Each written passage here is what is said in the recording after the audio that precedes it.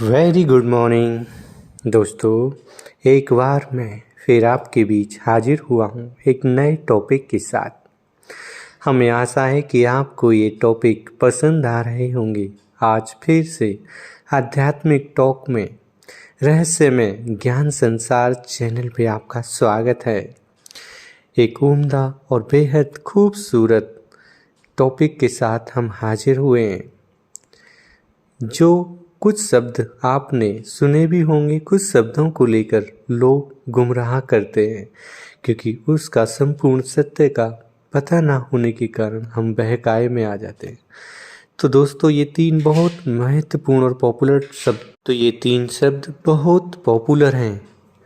ज़्यादातर लोगों ने दो शब्द तो सुने होंगे, तीसरा भी सुन लेंगे आज आप। पहला है मुक्ति, दूसरा है जीवन मुक्ति, तीसरा है मोक्ष। तो हमें ज्ञात है कि आपने मुक्ति भी सुना होगा, मोक्ष भी सुना होगा, लेकिन जीवन मुक्ति ये नहीं सुना होगा। तो ज़्यादातर गुरुओं की अगर हम बात करें तो लोग कहते हैं कि गुरु करेंगे तो आपको मुक्ति मिलेगी। तो ये सारी चीज़ें हैं क्या? ये मोक्ष प्राप्त करोगे? तो ये क्या है, इसका रहस्य क्या है, इसकी पूरी संपूर्ण जानकारी क्या है, वो आज हम बताने जा रहे हैं। तो पहले जानते हैं मुक्ति।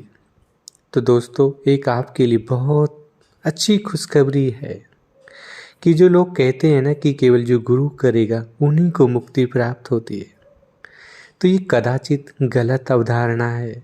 मुक्ति हर एक आत्मा को प्राप्त होती है। मुक्ति का अर्थ क्या होता है पहले ये समझें। मुक्ति का अर्थ होता है कि जब आत्मा इस शरीर को त्याग कर देती है। त्याग तो वैसे आत्मा अनेकों बार इस शरीर का करती रहती है और दूसरा शरीर तन लेती रहती है, लेकिन वो अल्पकाल की मुक्ति होती है। लेकिन एक होती है कि जो बेहद की मुक्ति जो सबको मिलती है। बेहद की मुक्ति अर्थात कि हम आत्माएं सभी उस परमधाम आत्माओं की दुनिया से आए हैं और सब आत्माएं यहाँ पर इस धरती पर आकर तन लिया, शरीर लिया, और इस तन को छोड़कर हम सब आत्माएं ऊपर परमधाम जाती हैं। तो परमात्मा जब धरती पर हम आत्माओं का पिता आता है, जैसे आत्मा नहीं दिखती तो आत्माओं का पिता जो शिव निराकार ज्योति बिंदु है, वो जब धरती पर आते हैं तो हम सब आत्माओं को ऊपर परमधाम लेके जाते हैं। तो परमधाम तो सबको जाना है, इस देह को तो सबको त्याग करना है।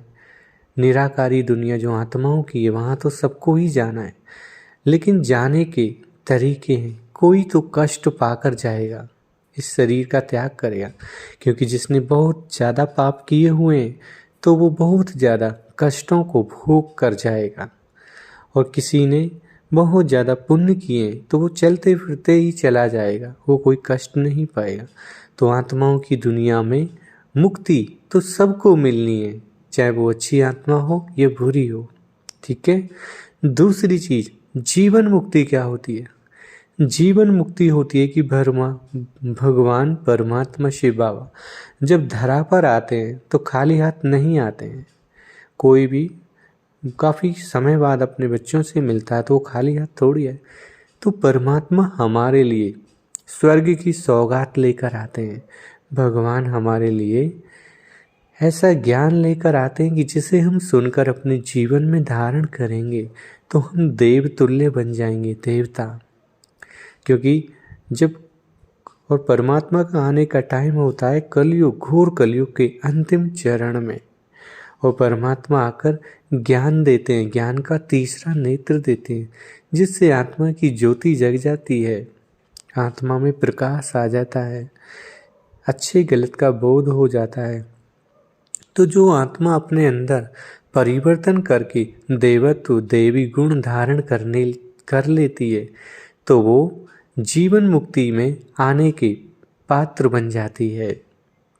तो परमात्मा अभी वो कार्य कर रहे हैं धरा पर आकर। तो जो लोग परमात्मा से ये ज्ञान प्राप्त करके अपने आप को परिवर्तन करेंगे वो केवल 33 करोड़ आत्माएं करेंगी। पूरी इस सृष्टि की धारा की संसार से केवल 33 करोड़ आत्माएं ही उस ईश्वर परमात्मा को धरती पर पहचान सकेंगी, और वो अपना परिवर्तन करके अपने आप को परमात्मा की पढ़ाई पढ़ के भगवान के समान देवता बनने की पढ़ाई पढ़ेंगे। तो वो धरती पे कलयुग के बाद जब सतयुग आएगा तो वो उसमें देवता बनेंगी, देवी बनेंगी। तो वो केवल मुक्ति संपूर्ण आत्माओं को मिलती है, सारी आत्माओं को दुनिया की। लेकिन जो जीवन मुक्ति है, जीवन मुक्ति केवल 33 करोड़ आत्माओं को पूरी दुनिया से मिलेगी। ठीक है, गीता में भी कहा है कि जब धरती पर मैं आता हूँ तो कोटों में कोई में भी कोई बिरला मुझे इस धरती पे पहचान पाता है। तो भगवान का दिव्य अवतरण हो चुका है। ये बहुत बड़ी खुशखबरी है आप सभी के लिए। और वो देवता बनाने की पढ़ाई पढ़ा रहा है, आप भी जाकर पढ़ सकते हो। प्रजापिता ब्रह्मा कुमारी ईश्वरीय विश्वविद्यालय में, ये विद्यालय पूरी दुनिया में 10,000 से भी ज़्यादा सेवा केंद्र हैं और जहाँ पर निःशुल्क पढ़ाई होती है। इसके बारे में डिटेल में कभी और बताएंगे। तीसरी चीज़ आती है मोक्ष। तो गुरु ज़्यादातर लोग अपने उनको शिष्यों को बहकाते रहते हैं कि आपको ये करोगे तो मोक्ष मिलेगा, मोक्ष मिलेगा। तो दोस्तों, एक और भी आपको थोड़ा शौक लगेगा एक बात सुन के कि मोक्ष दुनिया में किसी को भी प्राप्त नहीं होता है। ये सुनकर आपको बड़ा बुरा भी लग रहा होगा और आपको झूठ भी लगे, लेकिन सत्य यही है कि इस धरती पर मोक्ष किसी को भी नहीं मिलता है। मोक्ष का अर्थ होता है कि आप जन्म मरण में ही ना हो, इस काल चक्र से मुक्त हो जाओ। तो भगवान ने कहा है कि बच्चे, जन्म मरण में तो आपको आना ही पड़ेगा। भले आपके जन्म कम हो सकते हैं, कि कम से कम एक जन्म के लिए आना तो पड़ेगा, और ज़्यादा से ज़्यादा इस सृष्टि पे आप 84 जन्म लेते हैं। तो चक्र में तो आपको आना पड़ेगा, चाहे एक जन्म के लिए या 84 जन्म के लिए। और 84 जन्म सभी के नहीं होते हैं। जो देव तुल्य बनते हैं, देवता, केवल 84 जन्म वो प्राप्त करते हैं। इसके बारे में भी डिटेल बाद में बात करेंगे। तो दोस्तों, मोक्ष किसी को भी नहीं मिलता है। आप कहोगे क्यों, हम तो मोक्ष चाहते हैं। तो हम अगर आपको बता दें तो मोक्ष तो ईश्वर अल्लाह गॉड परमात्मा को भी नहीं प्राप्त है। क्यों? क्योंकि जब धरती पर बहुत घोर पापाचार, अत्याचार, भ्रष्टाचार, दुख, अशांति बढ़ती है तो हम मनुष्य आत्मा इस परमात्मा को, परवरदिगार को पुकारती हैं। तो परमात्मा इस घोर कलयुग में दिव्य अवतरण लेकर आता है।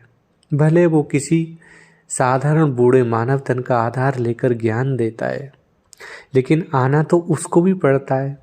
वो भले पेट से जन्म नहीं लेता, परमात्मा प्रकृति को अपने वशीभूत करके उसका दिव्य जन्म होता है, दिव्य अलौकिक जन्म गाया हुआ है, लेकिन फिर भी उसको जन्म तो लेना पड़ा ना, भले उसका दिव्य जन्म हुआ।